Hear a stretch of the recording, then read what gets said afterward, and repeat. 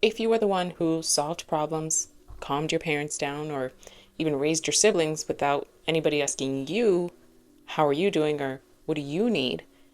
You weren't just mature for your age. You actually were what we term in psychology the parentified child. And this leaves lasting impacts on how you love, how you are in relationships, and much, much more. If you don't know me or you're new here, my name is Dr. Vanessa Milagros, and I'm a licensed mental health professional. On this channel, I make videos about mental health topics and relationships. So if you're interested in that, make sure to subscribe, like, and leave me a comment down below. Let's get started. So parentification is when a child is expected to take on the role or the actions that a parent or a caregiver or another adult should be doing. Dr. Ivan talks about two different types. So he talks about the emotional parentification, as in being the mediator, the family therapist. So maybe you're comforting your mom during a fight, or you're managing your dad's emotions and trying to make sure that you keep the peace within the house. Then there's instrumental parentification. And this is where you're doing chores, you're taking care of your siblings, you're cleaning, you're cooking, you're paying bills. Culturally wise, you're translating between the language your parents speak and the language of where you're at. And the thing is, these are great skills to have and develop, and it looks like a strength because they are strengths to be able to do those things. But really, if we're looking at it closer, it's more survival than anything. The problem becomes when then your body and your mind are trained so well in that way that you don't know how to stop being the parent, even when it's not necessary anymore, or even when you can stop doing that. You don't know how. This also impacts how you love and how you are in relationships, friendships, even as an adult. So some of the long-term struggles that we see with parentified children is that they have difficulty trusting others to support them. Maybe you attract partners who need saving. Feelings of guilt may come about when you actually prioritize yourself for once. You still feel guilty and you struggle with that. Also, maybe you're suppressing the ability to practice vulnerability. So the fear is, okay, well, if I don't function, if I stop functioning in this manner, who's going to help me? Nobody. So I can't be vulnerable. I can't take a moment for myself. So you feel safest when you're helping, fixing, or giving. Notice I didn't say happiest. Safest. And receiving, whether that's love, care, attention, support, that feels scary. The part that gets difficult is the notion that most parentified children who are now adults, they end up thinking that they don't have a problem. This isn't a problem. This actually is a strength. And it is in some ways. In other ways, it's not. But you rarely understand that your wounds still need attention, still need to be taken care of, still need to be worked through. So yes, you're responsible, capable, and emotionally strong, but your body is also filled with anxiety and stress. And deep down inside, you do want to be prioritized. You do want to be taken care of for once. So let's focus now on a few steps that you can actually try to work on healing this parentified wound that you have from a young age.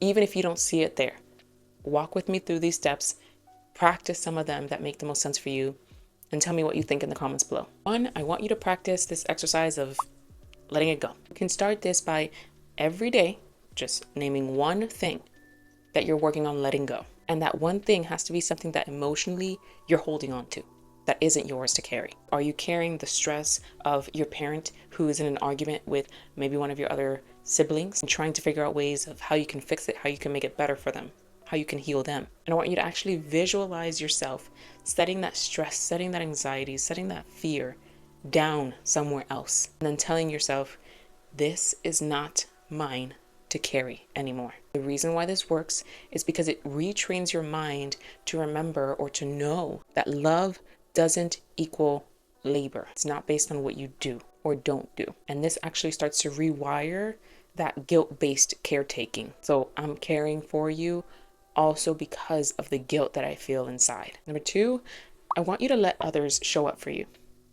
Let other people who want to show up for you, even imperfectly, let them show up for you. So the next time you feel that urge to fix it for somebody else, I just want you to ask yourself really quickly in that moment, okay, wait, I know this feeling is coming up. This was my goal. I was supposed to ask myself this question. Ready?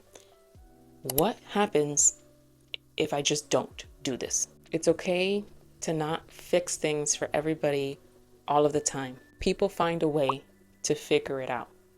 And if they don't figure it out, it's because it wasn't that important to them anyways. So why are you continuously carrying this and stressing out about it? And I know, easier said than done. Years and years of this versus me telling you why. Why not just see what happens if you don't fix it this time again?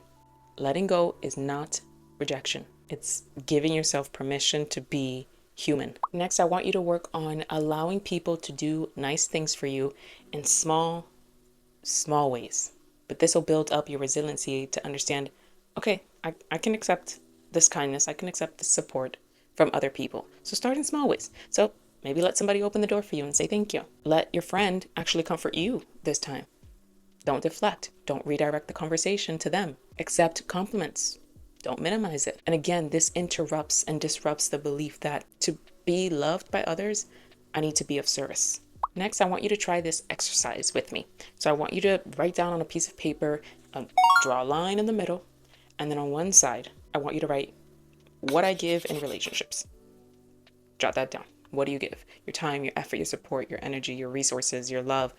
Write it all down. Then on the other side of the page, I want you to write down, what do I offer when I'm not giving? Write it down. Make a list. Then I want you to reflect back on that list and ask yourself, who am I when I'm not giving? Who are you?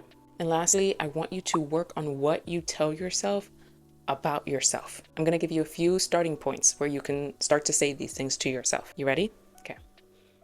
You don't have to fix it. You are loved even when you're not useful. You are not too much. If you were the parentified child growing up, no, you might not have been able to feel like a kid and enjoy your childhood genuinely. But healing means you finally get to rest. You can actually play.